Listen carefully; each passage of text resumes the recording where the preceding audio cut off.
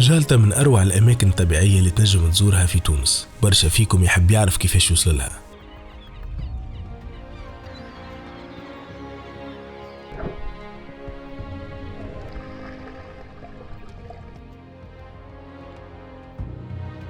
هي محمية طبيعية تتمثل في أرخبيل، يعني مجموعة من الجزر، غاليتون، فوشال، جزر الكلاب وجالتا اللي تمثل أكبر مساحة فيهم. هما يتبعوا ولاية بنزرت ويبعدوا 64 كيلومتر على مدينة تبرقة. من غادي تنجموا تتصلوا بنوادي الغوص اللي موجودين في البرد وهما ينجموا يوصلوكم لجالتا.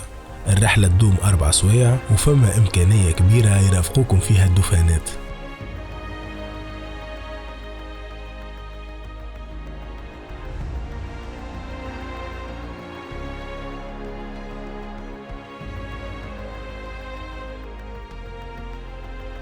كيف توصلوا غادي باش تلقاو واحد من أجمل البحورات. لون الماء والحوت والكائنات البحرية اللي باش تشوفوها صعيب تلقاوها في مناطق أخرى.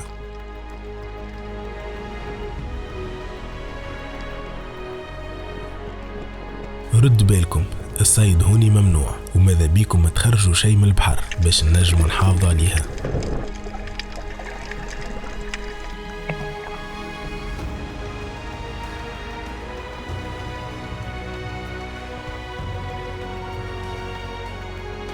ننصحكم كيف توصلوا غادي تعملوا محوسة فوق الجزيرة، خاصة وقت غروب الشمس، كيف تطلعوا الفوق وتتمتعوا بهاك الطبيعة المزيانة والهدوء. باش عرضكم شوية آثار وديار ناس كانت تعيشوني. هذاك علاش زادت نجموا تشوفوا معيزات تحوس خلاوهم السكان قبل ما يرحلوا.